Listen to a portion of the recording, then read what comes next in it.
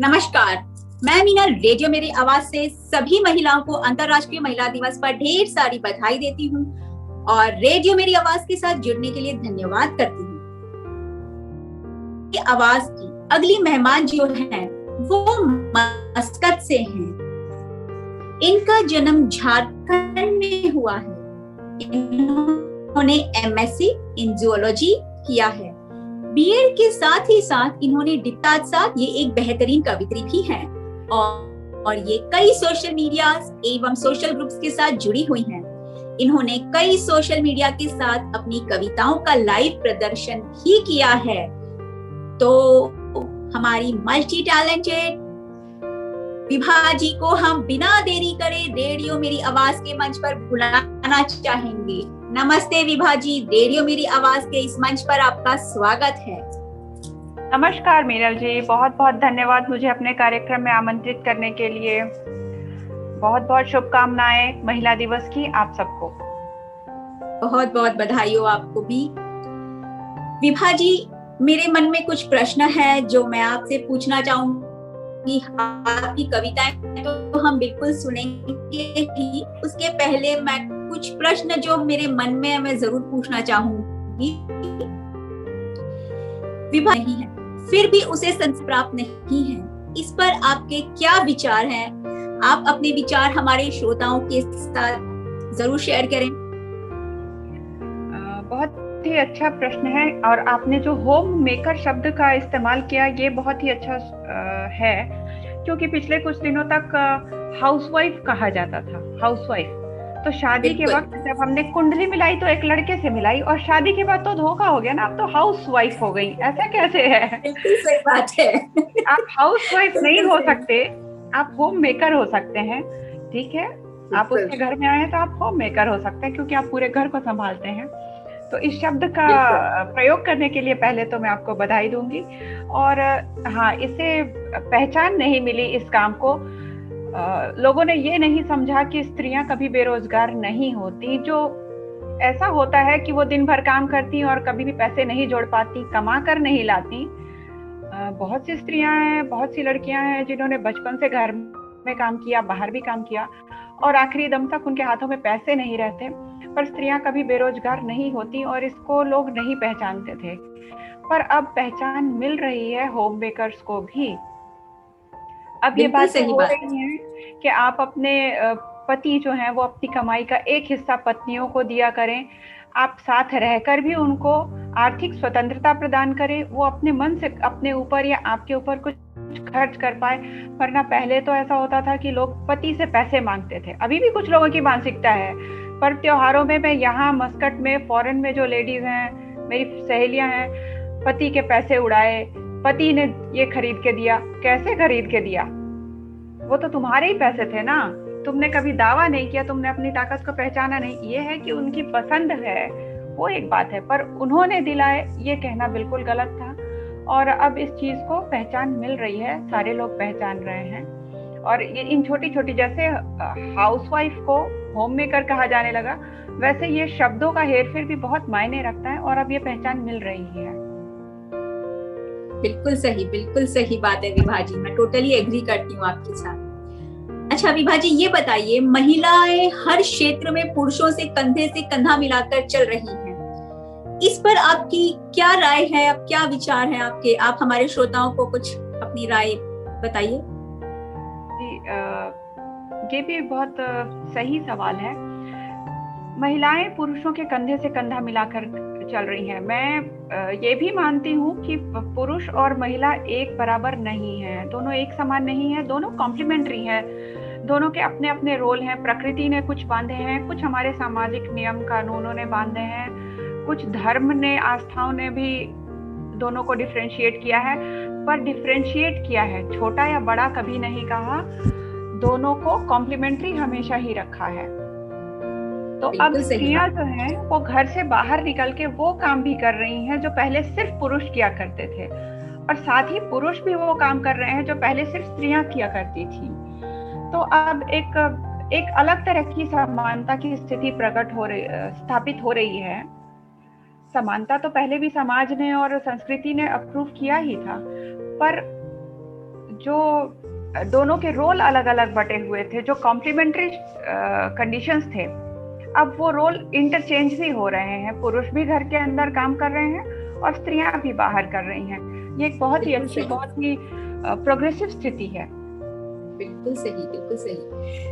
अच्छा, मेरे मन में एक विचार है विभा जी, जैसे कि आपने बीएड किया है, एमएससी इन जियोलॉजी किया है, इतनी पढ़ाई की हुई है आपने, फिर इसके बावजूद आपके मन में जॉब करने का विचार कभी नहीं आया, या आपने जॉब क्यों नहीं किया? जॉब मैं करती थी। जब मैं शादी करके आई यहाँ पे, तो मैंने ओमान में कुछ दिन जॉब किया था। मैं एक कॉलेज में लेक्चरर थी। उसके बाद मेरी बड़ी बच्ची हुई, फिर छोटी हुई, फिर मैंने कॉलेज का जॉब मुझे लगा कि ज़्यादा टाइम टेकिंग है, तो मैंने एक स्कूल ज्वाइन किया और कुछ दिन स्कूल में भी किया। फिर उसके बाद मुझे लगा कि जॉब के साथ बच्चे नेग्लेक्ट हो रहे हैं और मेरे खुद अपने स्वास्थ्य पर भी असर पड़ रहा था, क्योंकि जो काम माँ का है वो माँ ही कर सकती है, वो पिता नहीं कर सकते। सही बात है। और स्कूल कॉलेज के जॉब के साथ मेरा एक रूटीन था कि मुझे शाम को चले आना है, इतने बजे चले आना है। पर मेरे पति जो आईटी में हैं, तो उनके साथ वैसा कोई रूटीन लाइफ नहीं था। वो शाम को देर भी हो जाती थी, तो मैं उन पे बहुत ज्यादा डिपेंड नहीं हो पा रही थी। हालांकि वो बहुत काम करते थे। अक्सर वो बच्चे को अपने ऑफिस के केबिन में ले जाके रख लेते थे अगर मुझे शाम को क्लास लेना है तो। फिर भी इस बात से हमारे स्वास्थ्य पे भी असर पड़ने लगा। बच्चों को काफी टाइम तक बेबी सिटिंग में रहना पड़ रहा था। फिर मैंने छोड़ दिया और अब मैं फुल टाइम होम मेकर हूँ। बिल्कुल, बहुत बढ़िया, बहुत बढ़िया। अच्छा विभा जी, जैसे आपने कहा आप बहुत अच्छा लिखती भी हैं, तो आप ये बताइए, आप इतनी अच्छी लेखक हैं, आप अपना लाइव प्रोग्राम भी रखती हैं, तो ये बताइए आपको लिखने की प्रेरणा किससे मिली? प्रेरणा बचपन से हमारे घर में थोड़ा ऐसा माहौल था।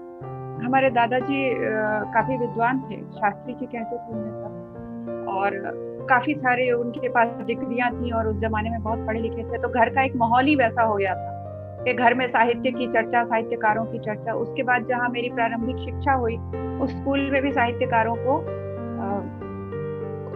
अतिथि के तौर पे बुलाया जाता था, तो वो कुछ अपनी बातें शेयर करते थे। फिर उसके बाद उनसे जुड़ी हुई किताबें पढ़ने की हमारी इच्छा होती थी। और फिर जैसा वो बताते थे कि हम अपनी बातें कह नहीं पाते, तो हम उनको लिख देते हैं। और जब लिख ही रहे हैं तो थोड़ा सा उसको खूबसूरत शब्दों में सजा के, छंदों में सजा के लिखें, ताकि अगर कोई पढ़ भी ले तो उसे पढ़ना अच्छा लगे। वो मेरी जो कविताएं थी वो काफी समय तक डायरी ही रही। बल्कि यूं कहूँ कि पीएलजी से जुड़ने से पहले तक मेरी जो अपनी कविताएं थी वो डायरी के तौर पे ही रही। स्कूल कॉलेज छूटने के बाद और पीएलजी से जुड़ने करीब 15-17 साल का जो अंतराल था, मेरी सारी कविताएं और सारी जो लघु कहानियां थी वो सब मेरी पर्सनल डायरी थी। बस यही था कि मैं उनको छंदों में बांध रही थी, लय में लिख रही थी। क्या बात है, क्या बात है। विभा जी, अंतरराष्ट्रीय महिला दिवस पर रेडियो मेरी आवाज के श्रोता आपकी जो डायरी में रखी हुई कविताएं उनको जरा बाहर निकालिए और हमारे श्रोताओं को जरा कविता सुनाइए अपनी प्यारी प्यारी, जो अपने छंदों में उनको लिखा है। जी बहुत धन्यवाद।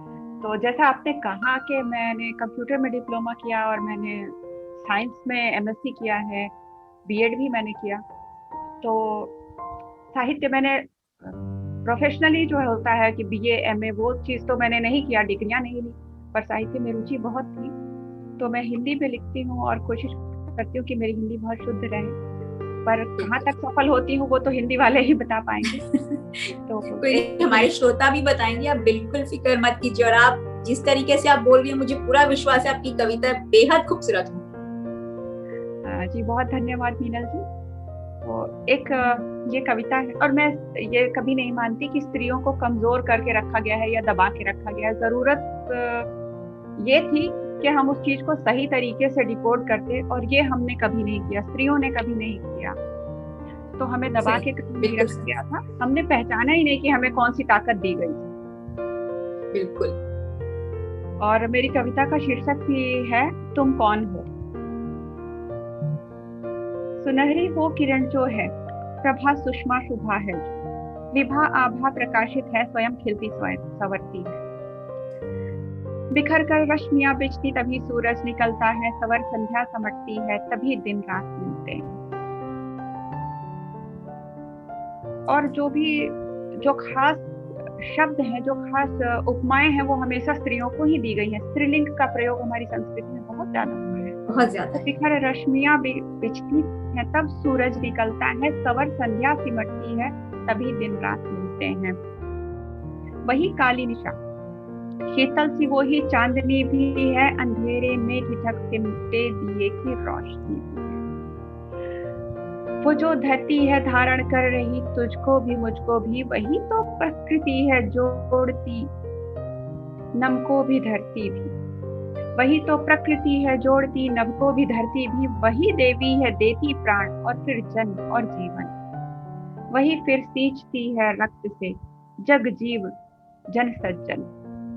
हमारी संस्कृति में पुरुषों को सज्जन कहते हैं और स्त्रियों को देवी, क्योंकि पुरुषों के पास ऐसा कुछ नहीं है कि वो दे सके, वो बस सम्मान के साथ ग्रहण कर सकते हैं। तो वही फिर सींचती है रक्त से जग जीव जन सज्जन। वो जब भी तिथि है तो संक्रांति का दिव्य संगम है, वो ढलती शाम तो नवरात्रि का गरबा है थिरकन है। वो जब धरती है 100 रंग होली के बिखरते हैं, वो जब हंसती है 100 रंग होली के बिखरते हैं, उसी के तेज से दीपक दिवाली के भी जलते हैं। वही ब्रह्मा की सृष्टि और विष्णु की प्रिया पालन, वही शिव शक्ति संचालन स्वयं ही विश्व का है। बस अपनी खूबियां पहचान ले खुद को समझ ले तो, बस अपनी खूबियां पहचान ले खुद को समझ ले तो, हटा अज्ञान के पर्दे जरा निज नयन खोले वो। हटा अज्ञान के पर्दे जरा निज नयन खोले वो, उसे समझे जरा सा हम स्वयं को ढूंढ पाए वो। ये महिला दिन सफल हो बस स्वयं पहचान पाए वो, ये महिला दिन सफल हो बस स्वयं पहचान पाए। बहुत बहुत धन्यवाद मीनल जी, मुझे मौका। बहुत सुंदर कविता, बहुत सुंदर कविता विभा जी, बहुत बहुत प्यारी कविता बोली है आपने। और मैं मीनल रेडियो मेरी आवाज से आपका धन्यवाद करना चाहूंगी कि आप रेडियो मेरी आवाज के इस मंच पर आए और आपने हमारे श्रोताओं के लिए इतनी प्यारी कविता। बहुत बहुत धन्यवाद मीनल जी, बहुत धन्यवाद। महिला दिवस पे बस मेरा यही संदेश है कि हमें कोई शक्ति वक्ति बाहर से लेने की जरूरत नहीं है, हमें बस अपने अंदर की छुपी हुई शक्ति को पहचानने की जरूरत है। और यही मैं सारी महिलाओं से विनती करती हूँ कि अपने अंदर की ताकत को पहचानिए, बाहर वालों को दोष मत दीजिए कि तुमने हमें गलत समझा, हमने खुद को नहीं समझा। बहुत धन्यवाद मीनल जी, शुभकामनाएं। बहुत बहुत धन्यवाद।